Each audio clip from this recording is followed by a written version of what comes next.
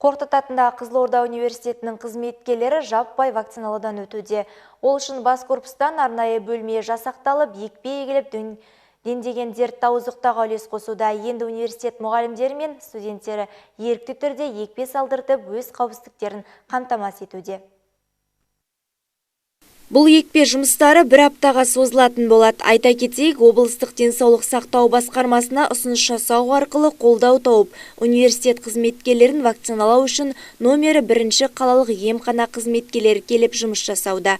Екпенің алғашқы күні 45 дана Спутник V вакцинасы салынды. Енді екпе алған қызметкерлер 3 күн дәрігер бақылауында болады.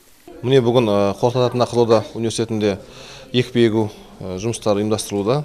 Бұл барлық біздің қызметкерлеріміз, білім алушыларымыз өздері ерікті түрде вакцинаны салдырып жатыр.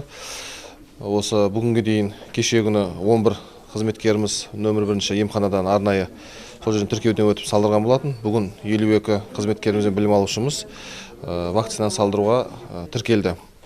Облыстық денсаулық сақтау басқармасының біз ұсынысымен шықтық. Ол кісілер арнайы емхананың өкілдерін жіберіп, осы университеттің бас оқу ғимаратында екпе бекетін біз ұйымдастырудамыз. Бұл процесс күнделікті жүргізілетін болады. Мүмкіндігінше басқа да оқу ғимараттарында тіркелген қызметкерлерімізді екпе егу жұмыстарын ұйымдастыратын боламыз.